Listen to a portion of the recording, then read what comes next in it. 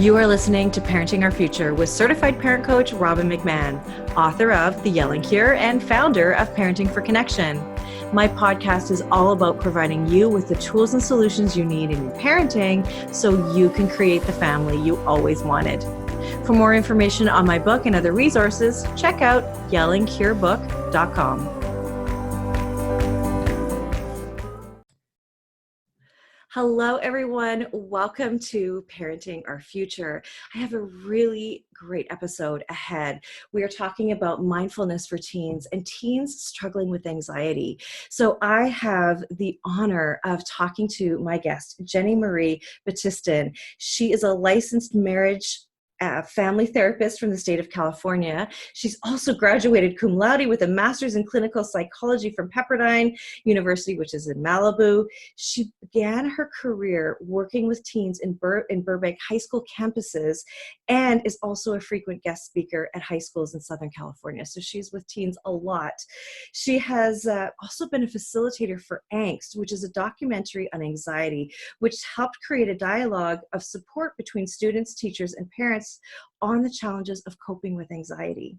As a mother of grown children, Jennie has a strong passion for helping teens and parents develop tools and resources to help navigate the challenges of mental health concerns facing today's teens.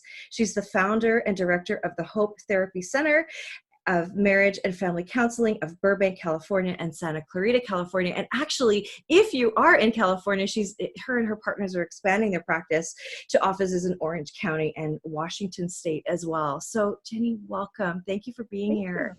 Oh, thank you for having me. You have written a book called Mindfulness for Teens, which I have right here, and I've even bookmarked it here. It is a really beautifully written, simple to read book with lots of colors and graphics. Really a really great read for parents and for teens. And so I just really want you to know how much I enjoyed reading it. And in my own family and with a lot of the clients that I work with, you know, I hear about anxiety a lot. I hear a lot about kids really struggling with anxiety. And so I understand that mindfulness can really be the key to helping them cope, helping all of us cope. And I wonder if you can first start by telling us, what is mindfulness? What do you define as mindfulness? Right. Well, it's such a buzzword right now, and I'm glad that you're asking, what is mindfulness? It's simple, but yet it takes a little bit of work, because we do tend to walk through our life and think that, am I thinking about stuff? Am I really considering it? So it is a technique of being able to be present with oneself, to be able to accept one's feelings and emotions without judgment. And I think that's the most important thing, because so often we tend to be so self-critical of ourselves. And it's really taking a moment and just acknowledging, like, hey, my feelings are my feelings, and that's okay. What I do with them, I can have some control over it, and I can actually maybe even sit with some of the more difficult feelings and be present. So it's this really great technique. It's actually pretty simple when you distill it down.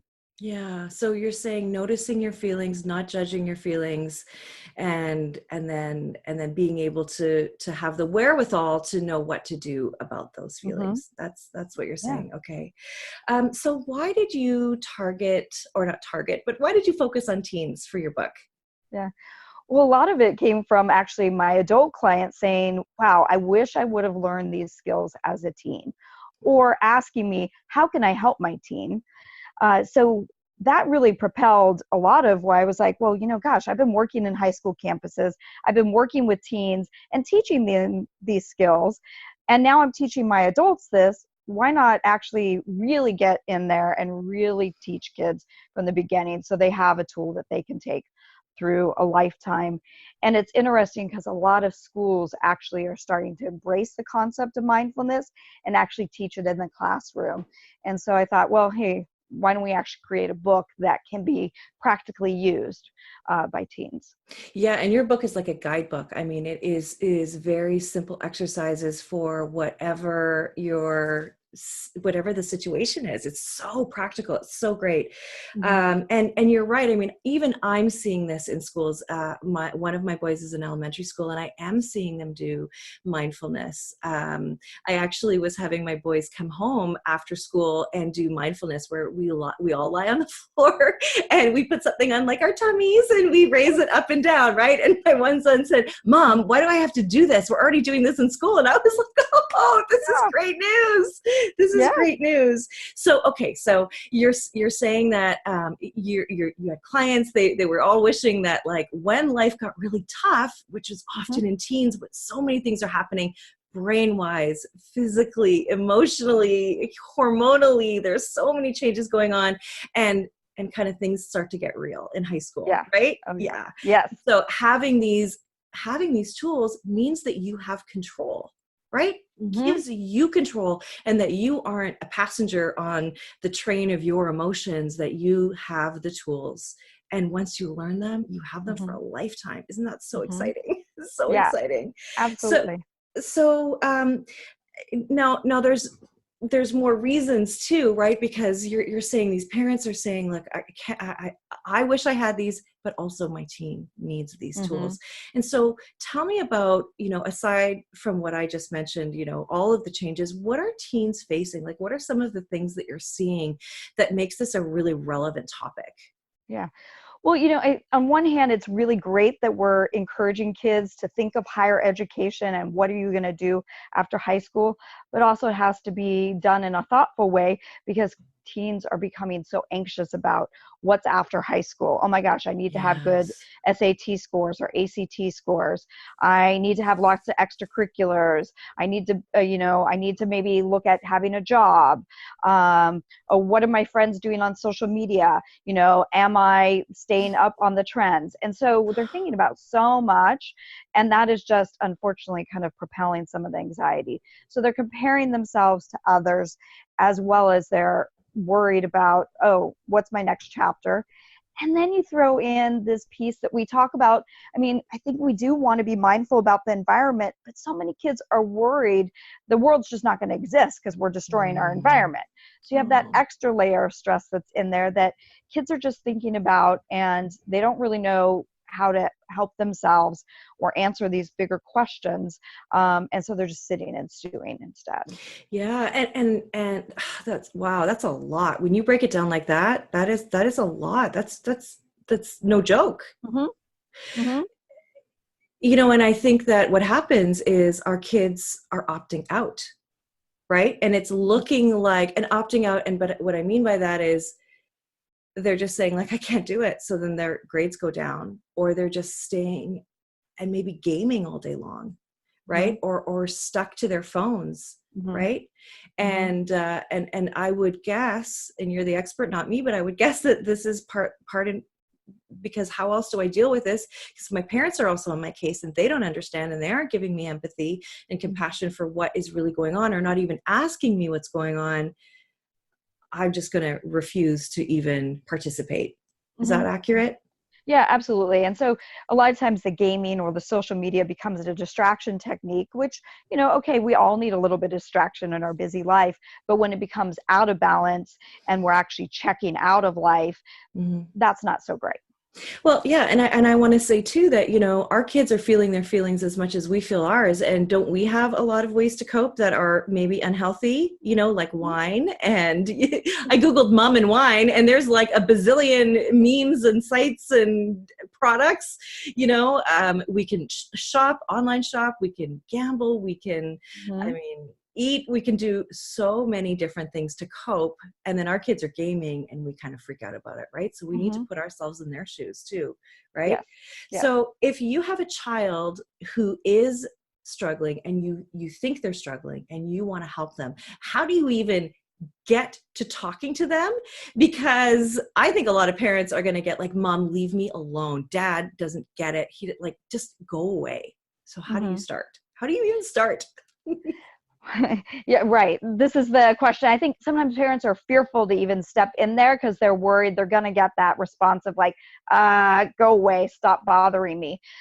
If you just start it though with a dialogue of, I think we can have a dialogue. if we have a sense of confidence that we can have a dialogue with our kids, it'll flow a little bit more. And, just start a little bit with, hey, I'm just noticing, does this ever bother you? And they might say yes, they might say no.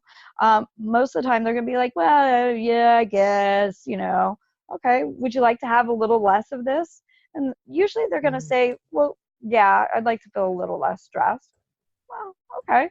Well, what do you think we can do? And they're like, I don't know. And then you can usually bridge into like, well, what if I could teach you one or two things? Or what if you could read a book and learn one or two things that would just help you feel a little less stressed or overwhelmed? Would you give it a try? For 30 days. Let's just do a 30-day challenge. You want to try it for 30 days and see what happens? So cool. That's really good. There's a lot of what you just said that I really like. One is, it's non-threatening the way you have approached, the way you've just described that conversation. Like, would you like to have a little less of this? Like, I'm just asking, and one of the things that I'd like to say is that it doesn't have to be one conversation. If your child isn't open to it, then try again. It's not one and done, right? Would you agree with that? Absolutely. Like, be open and don't expect, oh, Mom, thank you for noticing. Yes, I would absolutely, let's just give them a moment to think about it and just say, when you're ready, even, I'm here for you, right? The door is always open. Like, let's let them know that support is there, even if they aren't ready yet, because they may not be ready yet. Yes. Right. Well, and I think too, if we model for them in our own life, some of these techniques, they're going to notice a difference in us, and they might be a little bit more open too, because kids will catch us. Like, sometimes if we're telling our kids one thing, but we're doing something opposite, then they're going to be like, hey, I see you on your social media just as much as I'm on my social media. Or, hey, I see you drinking a glass of wine just as much as I'm eating my junk food. Right. Good point. Yeah. We got to hold ourselves accountable, right? Which is not always easy. Always easy, especially when you have a stressed out kid. We're going to talk about parents in a minute. So, because we've got solutions for you too. So, and the other thing that I really liked is you saying, if I could show you one or two things, not like I have 57,000 things for you and I want you to do each and every one of them. Now I'm going to have to check up on you, whether or not you're doing them. I'm going to have to now police your mindfulness. No, that is not what this is. You want them to have the challenge.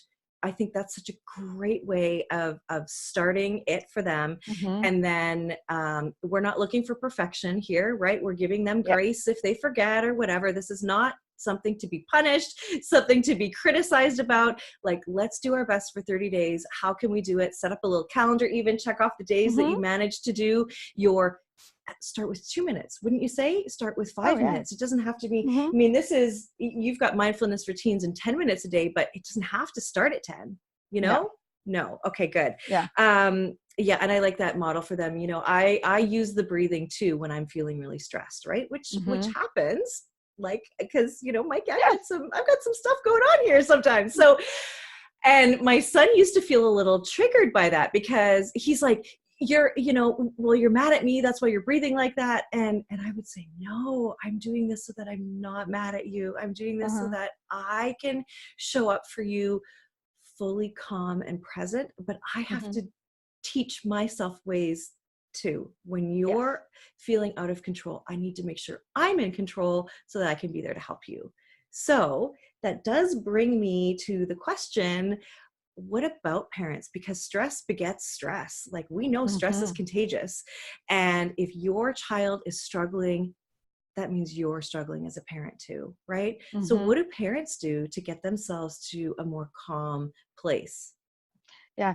So one of the techniques that I love for my parents to do is, when you get home, stop in the driveway, turn off your car, close your eyes, and yourself, just breathe for just a moment yourself before you walk into the house and start in on dinner or checking in on your kids' homework, whatever it is. Just stop for a moment, because if we want to teach our kids to stop, we need to also learn to stop too. And it'll help ground you, be present for your evening, and help you probably prioritize and reorganize what really matters. What do I really need to take care of tonight, and shake off the stresses of the day. Oh. So just take that moment. That is a great answer. Oh, that's so good. One of the things that I talk about with my clients too is also setting an intention. Like my intention is to talk less and listen more, or my intention is to not let the little things bug me. So, I mean, I'd love to offer that as well. I mean, take that moment and even set that intention, because where your intentions go, your thoughts and your actions and your behavior also follows. That's so great. Very true. I love Yeah. intention setting too with that. That is beautiful. Yeah, thank you. Okay. So when we talk about fitting it into your day, how are we doing this? Are we setting a sacred time aside to fit it into our day? Like it has to be at a certain time? Are we doing it in the morning before we start our day, at night? Like how are we fitting it into our day, this mindfulness practice? Well, I think everyone has to look at their own life and see where does it fit in best. So in my book, I actually organized into morning, midday, evening exercises. So something for a little bit of, everyone. Some people find they are a morning person. They need to set it off straight in the morning time and get themselves on that path. And for some, it is middle of the day. I'm cranking in school. I'm feeling a little bit overwhelmed, or, I'm having a hard time focusing on my tests in class. And so actually doing the midday exercises are going to be a little bit more beneficial. So really depends on each individual person. I don't think it has to be regimental. It just needs to be part of our day, and just pick a time. Just go, okay, and make a commitment that if I don't get to it in the morning and I don't get to it in the midday, I will do it before I go to bed. Okay, that's great. You and I were talking just before we hit record here, and I said that one of the things that I ask my boys to do is to put devices away when we're in the car, because I want that to be a moment of mindfulness in just noticing what's happening outside. Like Mm-hmm. all I could do when I was a kid was look out the window. So, I mean, let's do that. Like look out the window, notice how, notice the sky, notice, what's around you, Mm-hmm. and listen to the music, have a conversation. Like that can also be, we use that as our mindfulness time too. Oh, I love that. Yeah, because we can be disconnected. It's okay. We'll survive, Yeah, yeah, kiddos. yeah, yeah, yeah. That's, yeah, me telling them. Now, okay, so you have also, so you've broken things down into different time frames during the day, but you've also broken down each mindfulness practice by category. And this is really cool Mm-hmm. because not every mindfulness practice is meant for the same type of thing. Like there are ones that kind of rescue you out of your fight or flight. There's ones Mm-hmm. that are in anticipation of a stressful situation, that sort of thing. So you have 4 exercises. One, they're calming, Mm-hmm. focusing, reconnecting, and responding. So can you just explain those a little bit, please? Yes.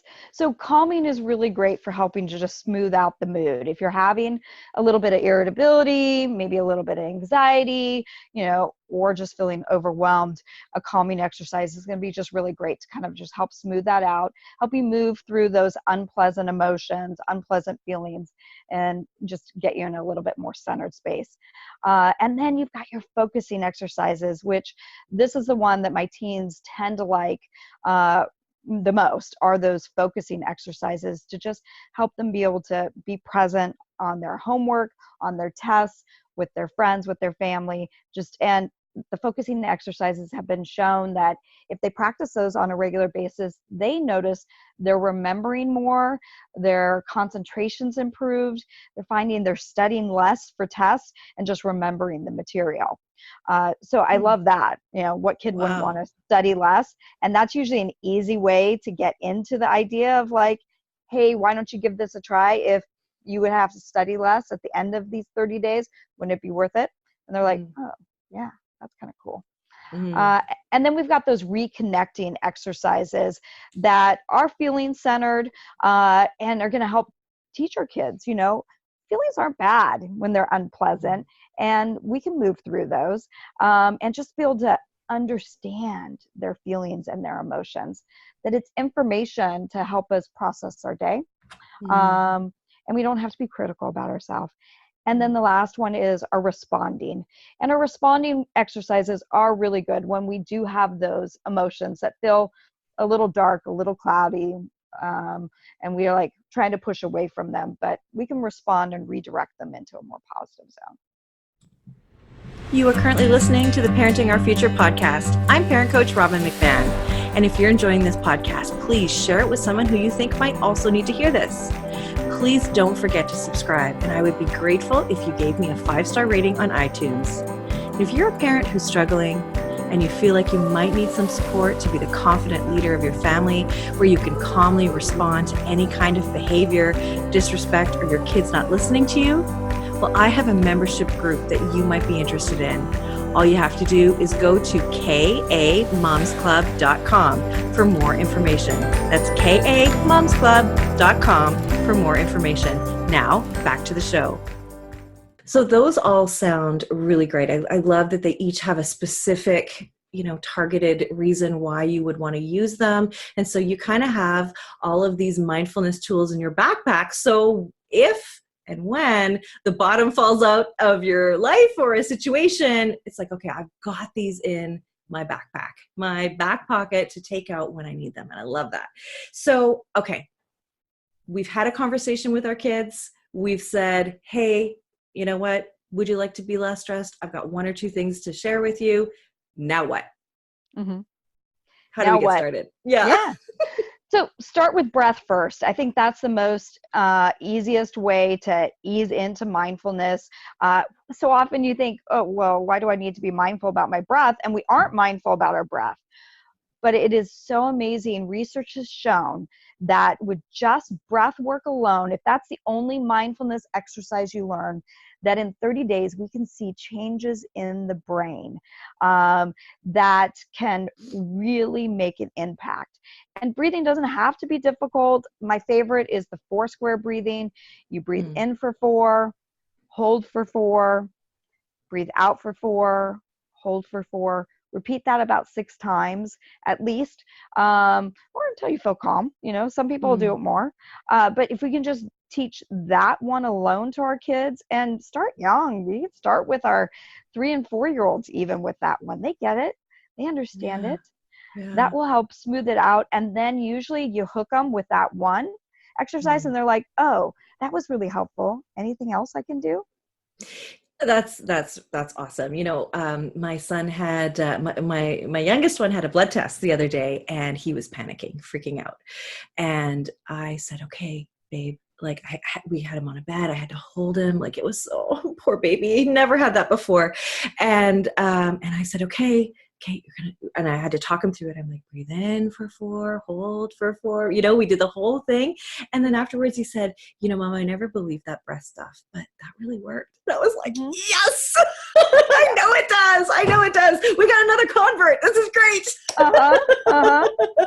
Okay, so you start with breath, and then is there another step to go? Do you look through your book for because there are so many different categories and different types. You've got cool names for each of them, like super fun names.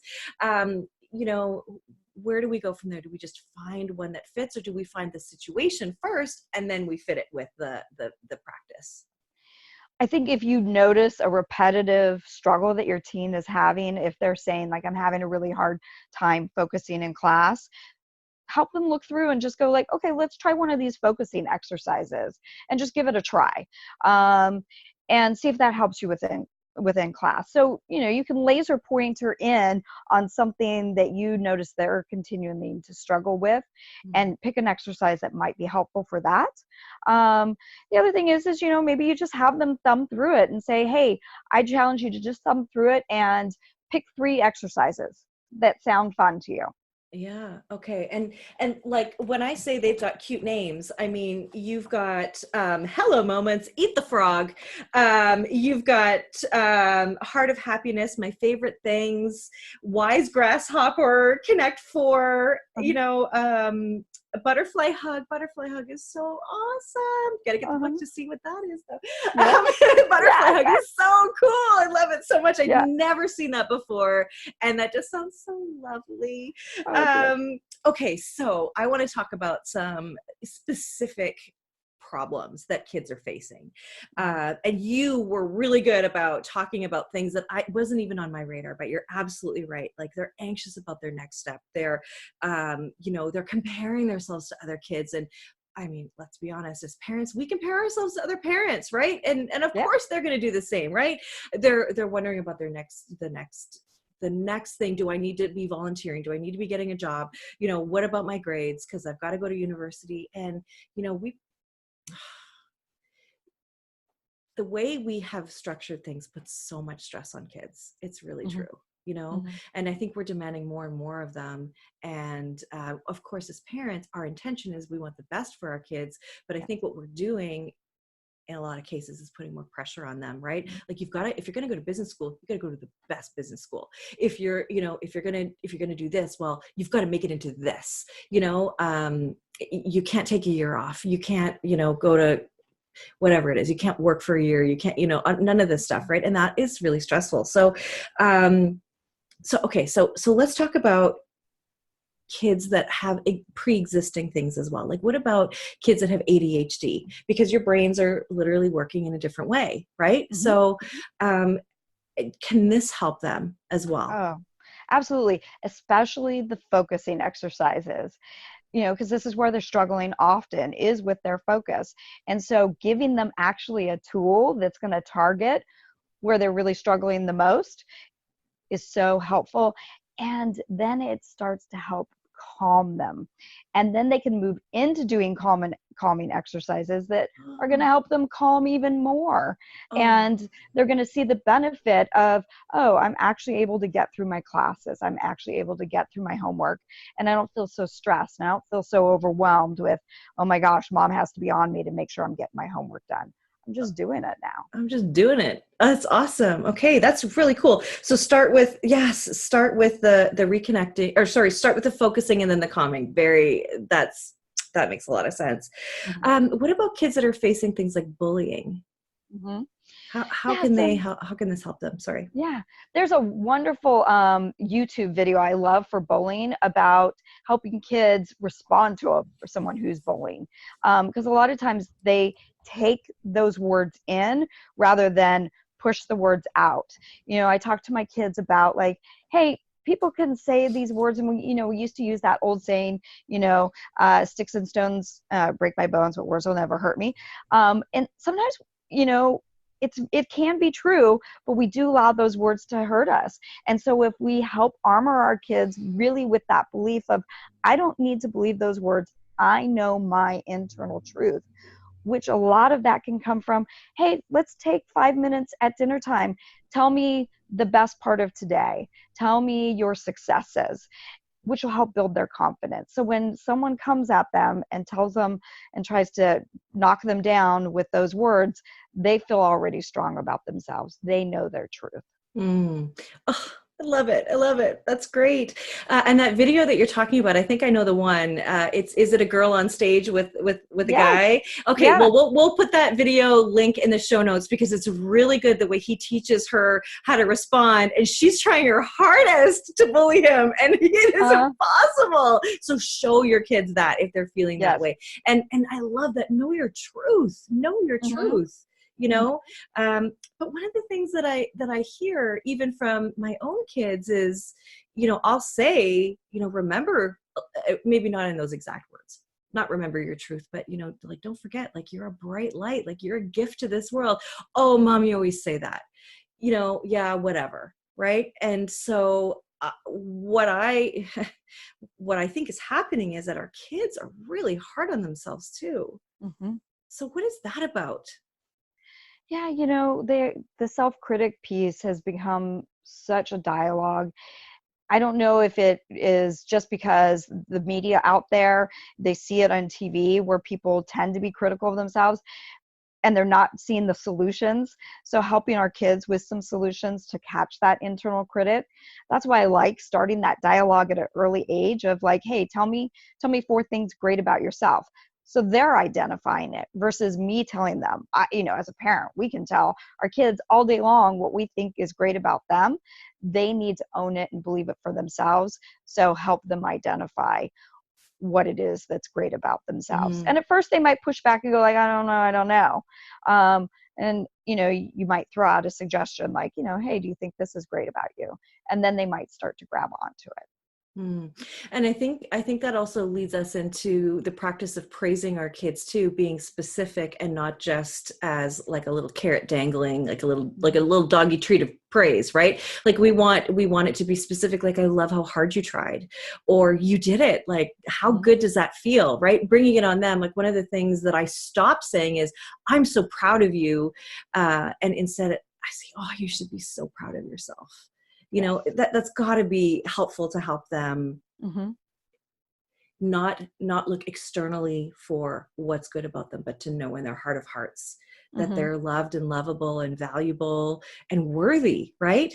And Oh, I yeah. also think that starts at home by honoring what your kids say, honoring their thoughts and their beliefs. If you're always telling them that they're not good enough, and that they don't know anything, or that what they think and feel isn't right, well, it's going to be pretty hard for them to have a strong sense of self if Mm-hmm. where they live, they're not getting that. So let's make sure we're reaffirming that in just the way we show up for them, and listening deeply to them, like really hearing them, what they have to say, which means Mm-hmm. you put your phone down too, and you just listen, and listen, not to judge, not to criticize, not to answer, Mm-hmm. but truly deeply listen. I think that is Mm-hmm. a really big key. It's actually a game changer in relationships, because it feels like love, and it Mm-hmm. makes your child feel worthy, loved, and lovable. And that is Mm-hmm. really important. Would you agree?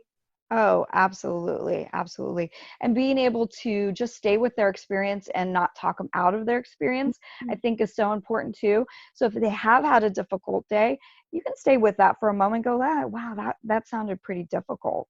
You Mm. know, what helped you get through that moment? So then they're also thinking about, well, I did get through it. What did help me get through it? That is so great. Yes. What Yeah. helped you get through it? Yes, that's Mm-hmm. so good. And I love that. Like, yeah, not trying to change their mind about it, or that's nothing. Like, you need to show up whether you agree or you don't agree. It's not about that. That's not the point. Like, wow, that sounds really hard. Literally putting yourself in their shoes and Mm-hmm. seeing the situation from their point of view, which is the definition of empathy, right? And Mm-hmm. just being able to say, wow, that sounds really hard. Yeah. And what did you do to get through it? And also, how can I support you? Mm-hmm. Is Absolutely. a really, if they need it. And if they don't, Yeah. then stay away. Like let them be. You kind of have to, as a teen, be a container for their angst, right? And they often say, hold me, but don't touch me, like, I want to talk to you, but you're not allowed to talk back. Like, you're not allowed to say a word, right? Like, so you've Uh-huh. got to, like, okay, be really agile and sort of bob and weave and be able to be there for your child in the different ways that they show up sometimes, right? Yeah, yeah. Well, and I think as parents, we have to watch our own anxiety and let them go through some of the stuff. Don't stop them from, thinking about that, something that is overwhelming. Don't minimize that. Help them understand that, okay, you can get through this. If you take care of today well, your tomorrows are going to be better. Let's, Mm. okay, so this is a struggle that you're having today. How can you handle it today? Mm. Oh, that's so good. That's really great. Um, any any any advice or anything to help our kids when they're addicted to their phones or gaming or anything like that? I did talk about it a little bit in terms of how they're kind of using that to help them cope with their anxiety and stuff like that. Anything that you would say about that? Yeah, so with social media, I like to teach kids a very mindful use of using social media. Look, it's here, it's not going away, but if we can be mindful, I teach my kids, hey, let's think of your likes as currency or your follows as currency, and really consider, I've got 10 likes today that I can use on social media. Is this really worth my like? Is this person really worth my follow? If I'm going to follow, and maybe you give them, hey, you can follow 10 new people a week, but really consider, is it really worth a follow? Because then they're being mindful and being engaged in the process rather than mind-numbingly just liking. Be mindful about it.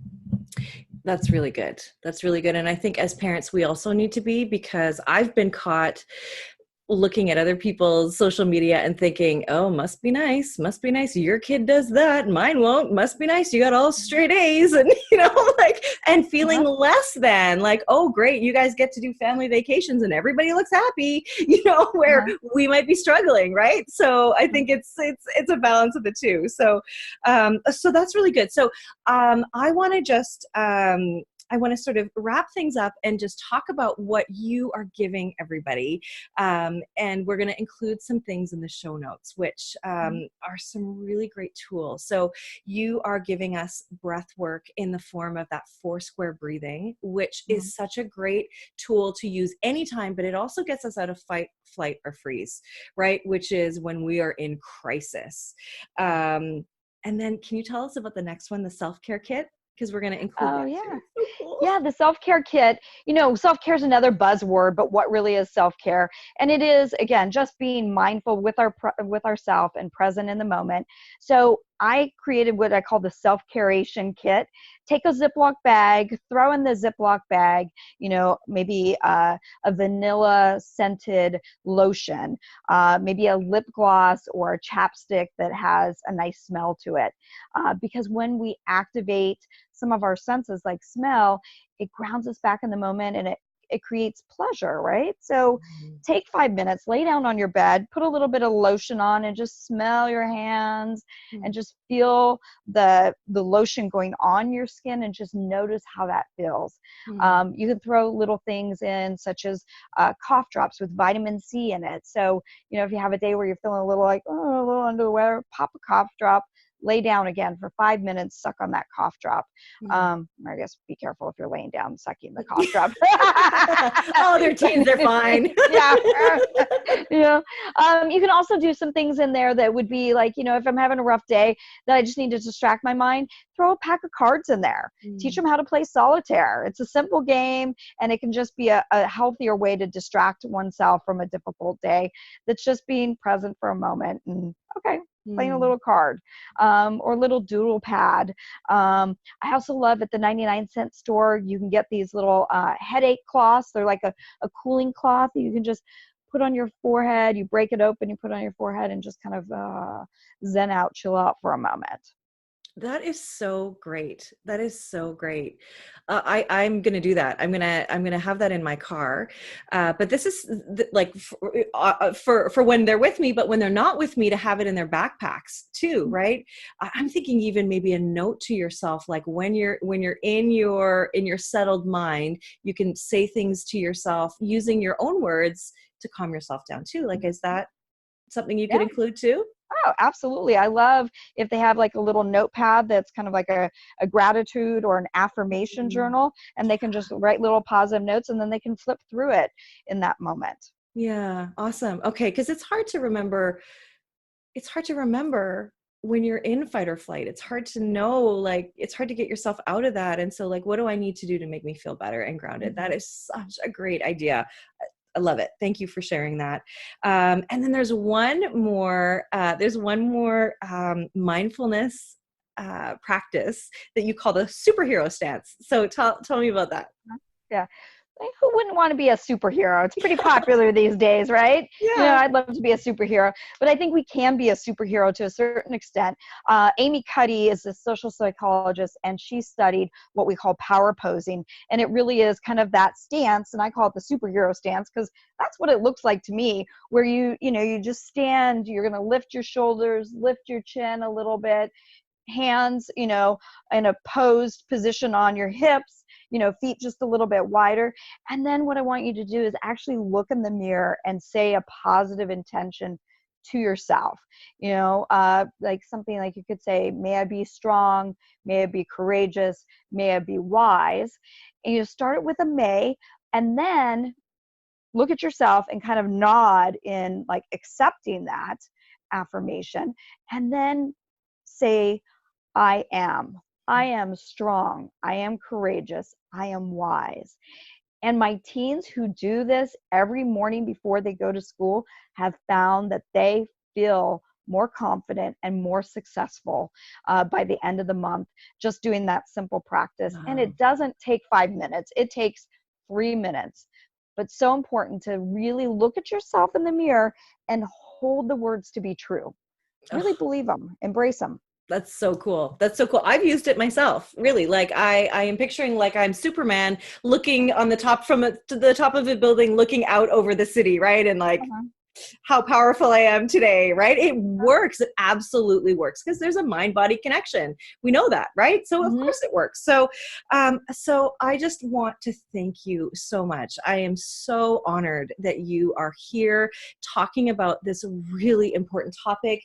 Your book is called Mindfulness for Teens, and I want to just know where people can get this amazing book. Well, of course, it's on Amazon, because isn't everything on Amazon? Yes.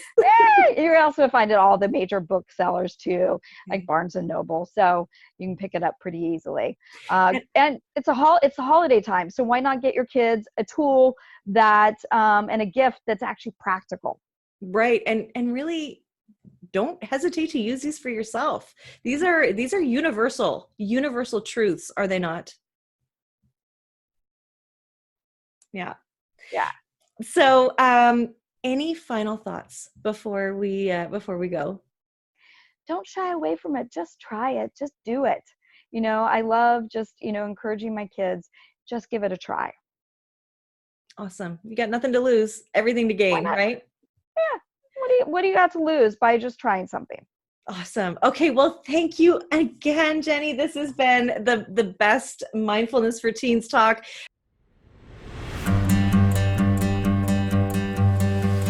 Thank you for listening to this edition of my podcast, Parenting Our Future. I'm parent coach Robin McMahon, and if you're enjoying this podcast, please share it with someone who you think might also need to hear this message. And don't forget to subscribe, and if you like my work, I would be grateful if you gave me a 5-star rating.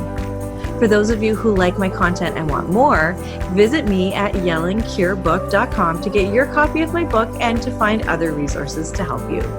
Until next time, I am wishing you and your family peace and connection.